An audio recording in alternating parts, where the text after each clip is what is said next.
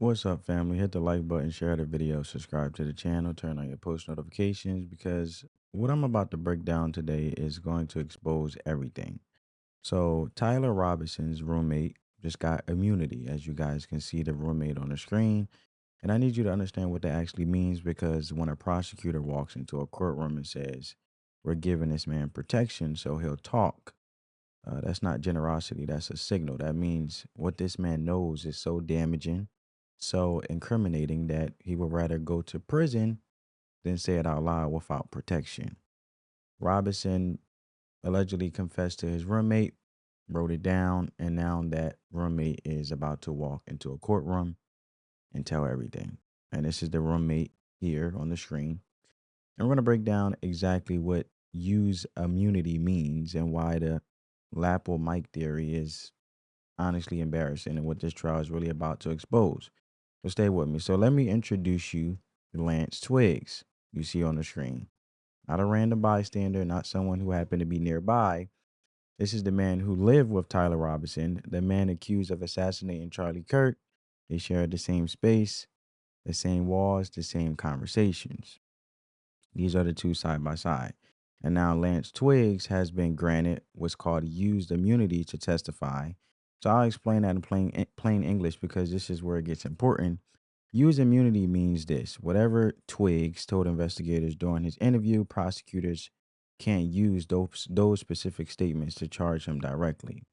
They're not saying he's innocent. They're not saying he walks free forever. They're saying, talk to us, tell us everything, and what you say in this room won't be the thing that puts you away.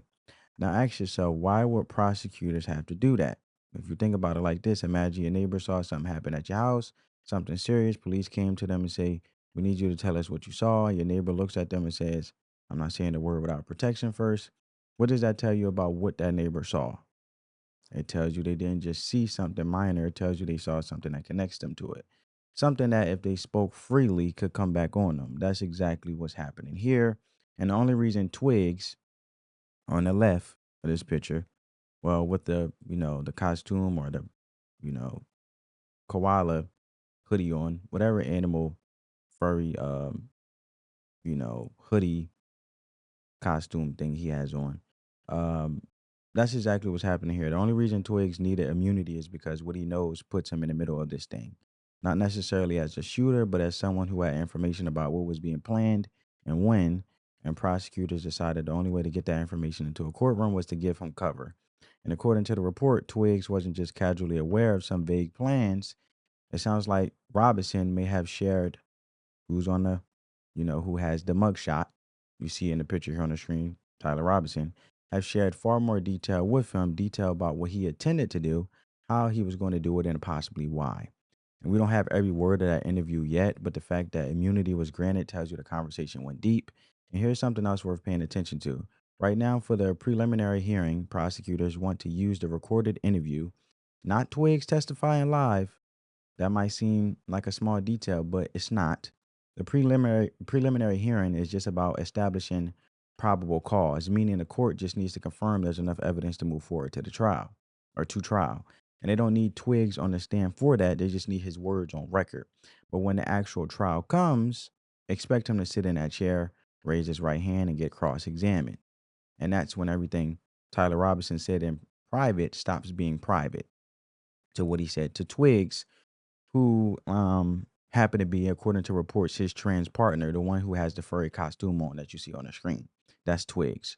So, looking at this from the beginning, the evidence in this case is overwhelming, and Twigs is a massive piece of it. Prosecutors don't go through the legal work of granting immunity to a witness whose testimony doesn't matter, and that's not how this works. You grant immunity when what someone knows is absolutely critical. And when their testimony is the kind of thing that takes an already strong case and makes it airtight, that's where we are, family. It's only going to get clear from here. So, with that being said, I want you guys to check out this Fox and Friends news clip, and then we'll get more to it. And then I want to get you guys' thoughts. Give this video a big thumbs up if you're getting some value from this video so far. The prosecution has a really good case and will be able to, this guy will face justice. I want to switch gears real quickly to ask you about Charlie Kirk's accused assassin, Tyler Robinson. His roommate, Tyler Robinson's roommate, Lance Twiggs, has been granted limited immunity to testify. But one of the things I think is kind of interesting about this story is apparently the prosecution doesn't want Lance Twiggs to testify in person. They just want this recording of an interview that police conducted or prosecutors conducted with Lance Twiggs. Why is that? Yeah, again, no surprise here that they're granting him what we call use immunity, meaning essentially that whatever he told police during this interview, they're not going to use that directly against him. Doesn't mean that he can't face charges eventually, but just not based upon what he shared during that interview. It's unclear why it is that they don't want him to personally testify at the upcoming prelim, but they want to use his recorded interview at the prelim. But this is an indication that he will play a key role during the trial. We should expect that he will testify personally at trial. And we're now understanding from the limited information we have, we knew that he was aware of some of the plans, but it sounds like he may have had much more information shared with him by Tyler Robinson of what Tyler Robinson planned to do. And I expect him to be a key witness for the prosecution moving forward, which is why they want to be able to use him, and he would need a grant of immunity to do that, because otherwise we're going to be left with a situation where he simply says he's pleading the fifth, realizing that he might implicate himself, and so he wouldn't be useful at all.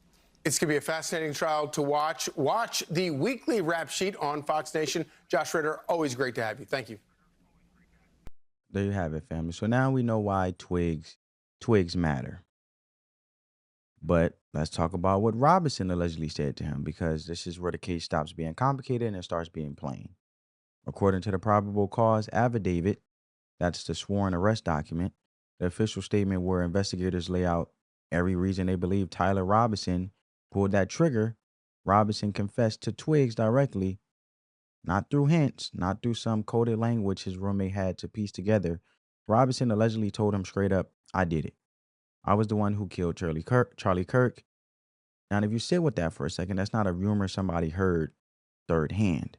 That's not a theory somebody put together from a few pieces of circumstantial evidence. That is a man allegedly telling the person closest to him exactly what he did, but it didn't stop at words. Robinson allegedly left a note, a physically written note, and according to reports, Twiggs got a text from Robinson telling him to look under the keyboard. He goes to look, and there it is, written down, a confession in black and white. Here's what that combination tells you. When someone says something once, you can call it impulsive, a slip, a moment of emotion. But when that same person puts it in writing, hides it, and then sends a message pointing you directly to it, that's not impulse. That's someone who wanted it documented. Someone who wanted the person they were closest to know exactly what they had done. And that's a pattern, and patterns matter in a courtroom. The probable cause affidavit was described as overwhelming, not strong, not compelling, overwhelming. That word means something. It means that when investigators laid out what they had, the physical evidence, the text, the note, the verbal confession passed through Twiggs, the case for Tyler Robinson as the shooter was not a close call. It was a wall of evidence pointing in one direction. And I'll be honest with you, family, it's hard to process. It genuinely is. How does someone with no real standing in the world, no real purpose, no real contribution, how does that person take out a man like Charlie Kirk, a man who was building something at utmost? And a lot of people may disapprove or disagree with what he was building, but Charlie Kirk had a platform, who had a family, who mattered to millions of people, and it doesn't feel like it should be possible. And I think that discomfort is part of why some people reach for other explanations. It's easier to blame a conspiracy than to accept that one hateful, radicalized individual made a choice that changed everything. But the evidence doesn't adjust itself based on how we feel about it. What makes Twiggs so important going forward isn't just the note or the text messages. It's the fact that if Robinson was talking to him about this before it happened and after it happened, the conversation almost certainly went deeper than what's already public. And people don't confess to their roommate once and they never bring it up again. They talk. They go back and forth. They share details. And Twiggs has been living with all of that. And when he finally sits in that witness chair at the actual trial, not just a recorded interview, but live under oath, getting cross-examined by both sides, everything that happened behind closed doors in that apartment is going to come out in an open courtroom. Every conversation, every detail Robinson shared, every piece of information Twiggs was sitting on when he needed immunity just to feel safe enough to speak. And that's not a minor moment. That's the moment the whole case cracks wide open for anyone who's still holding on to doubt. So we got the immunity deal, the confession, the note, the Texas. All of that is sitting right there in the record, but some people on the internet decided none of that mattered. They looked at everything pointed at Tyler Robinson and said, no, no, Charlie Kirk was killed by an exploding lapel microphone, right? A lapel microphone. I need you to sit with that, right? Stay here with me with that, family, because I want to walk through that carefully, not to mock anybody, but because bad information about this case does real damage to real people who generally love Charlie Kirk. So let's use common sense. Uh, lapel mic, lapel mic. I've been saying it wrong the whole time. Sorry, family. A lapel mic is a small clip-on device, tiny. It sits on the front of your shirt, held in place by a magnet on the back of the clip. That's it. There's no housing, no chamber, no mechanism of any kind that could hold, contain, or fire a projectile. It's a microphone. It picks up sound. That's the entire purpose of the device. Now, according to reports, the alleged weapon used to kill Charlie Kirk fired either a 36 round, a .308. And if you don't know firearms, let me put it in terms anybody can picture. That round is physically larger than the entire lapel mic unit. The bullet itself, just the bullet, not the casing, wouldn't fit inside the mic housing. So the idea that this tiny magnetic clip somehow containing fire and fired a rifle caliber round is not a theory. It's not even a bad theory. It's just not possible. Okay. But let's just say you still want to push it. Let's say you want to believe some explosive device went off on Charlie Kirk's chest. Think about what that would actually look like. An explosion on your chest, even a small one, produces a visible blast, uh, burns, and a shock wave that every single person standing within 10 feet will physically feel and react to, right? And you'll see people jumping back. You'll see panic from the immediate blast, not from a shot fired at a distance. You'll see a hole in Charlie's shirt from the inside out, not an entry wound from around traveling toward him from an external direction. And here's the part nobody pushing this theory wants to answer. Watch the video from that day. The people standing near Charlie Kirk, didn't react to something happening on his body. And just a disclaimer, I know the video is very graphic for those who can stomach it, unfortunately. Um, they turned, though. The individuals turned. They looked outward in the direction the shot came from, looking around to see where it was at, not directly at Charlie Kirk, where the lapel mic would be. And that's what you do when a shot is fired at someone from a distance. That's an instinctive human reaction to the sound and direction of incoming fire. You don't turn away from someone when a threat is on their chest. You react to where the danger is coming from. The wound location alone ends this conversation. A device flat against your chest cannot produce an entry wound at the neck or head from that angle physically. Cannot happen. People push this theory because a conspiracy spreads faster than facts, because quote unquote exploding mic gets more clicks than a radicalized individual who made a choice. And when I mean radicalized, just to put it in a definition, because I know a lot of individuals remix it in different terms, is basically someone having an outward influence where they held that belief so strong where they decided to do a detrimental decision in this case. And I get why that's tempting content. But when this trial plays out in open court, everyone who ran with the story about the lapel mic exploding is going to have to look their audience in the eye and tell the truth. Now, let's step back from the legal details for a second, family, because there's something deeper here that I don't want us to miss. A man consumed by hatred made a choice, is my point. And the choice ended one life and destroyed his own. So Tyler Robinson, you see on the screen with the mugshot and the messy hair, he made a choice. That's the human reality. And unfortunately, my heart goes to the family and prayers. Charlie Kirk is no longer here. So the human reality sitting underneath all of this evidence, all of this immunity deals, all these court dates, this wasn't random. That's the part people need to sit with. Robinson allegedly planned this, and he told someone about it, which is the individual Twiggs, who has the furry costume on the screen. Tyler Robinson told him, Twiggs, wrote it down, Tyler Robinson himself, and then followed through with the action and unfortunately killing Charlie Kirk. That's not a snap decision made in a moment of rage. That's someone who let an ideology, a deep, poisonous hatred, grow inside them until it became action. That is what radicalization looks like when it reaches the end of the road. And here's the thing that bothers most. When someone gets that far gone, there are almost always people around them who saw something, heard something, felt something was off. Twiggs was one of those individuals, close to Tyler Robinson. He was close enough that Robinson confessed to him, trusted him with a note, pointed him to the evidence, which means at some point before any of this happened, there were probably signs, conversations that went sideways, statements that made somebody pause, and somewhere in that gap between, something feels wrong. And I need to say something. A man lost his life. I'm not putting that on Twiggs alone, but I'm saying as a community, as a people, we need to take seriously what we see in people around us. Hate doesn't usually show up all at once. It builds, it gets fed. And when nobody interrupts it, it grows into something that festers, that ends up in a courtroom, unfortunately, in this case. Now, I want to talk directly to the individuals who spent weeks pushing false narratives about this case, exploding mics, government plots, turning point conspiracies, which is the network of Charlie Kirk's.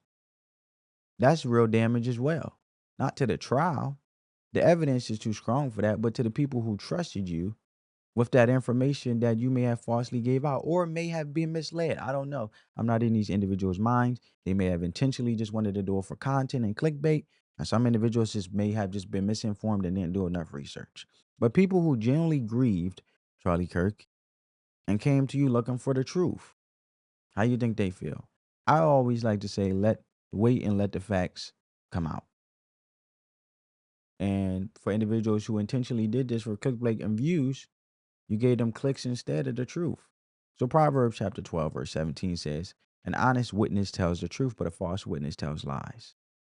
That courtroom is about to separate one from the other. And the verdict on the content creators who lied is going to come from their own audience when reality lands. If anything, we owe Charlie Kirk's family the truth. For those who talk about it and decide to give their opinion, at least be truthful about it and distinguish it from it being your personal opinion from the reality and the facts. We owe his memory the truth, and we owe each other the discipline to follow the evidence instead of the algorithm. The immunity deal, the verbal confession, the note underneath the keyboard, the text, the probable cause affidavit, all of it points in one direction. This case is not a mystery. It was never a mystery. It just required people with the patience to read the actual record instead of chasing what sounded exciting. Don't let conspiracy theories replace your common sense, family. Follow what comes out of the courtroom. Pray for justice. Pray for Charlie Kirk's family. And pray for the truth, or that the truth wins the way it's supposed to. And for those who are not spiritual, I know you may believe in karma for the non-spiritual viewers here. Well, when you do good, things come out good. When you do right, things come out right. When you do wrong, things don't come out right. They come out wrong. So, if anything, wanting the best and being positive and wanting the truth so things come out right, that's the way it's supposed to be. So drop your thoughts in the comments. Let me know where you stand on this. Hit the like button, share the video, subscribe to the channel, turn on your post notifications so you don't miss the trial updates as they come. I'll try to follow this to the best of my ability while also letting the facts come out first. So spread that peace, love, and positivity. Let the love supersede the hate, family. I'll catch you in the next one. Peace.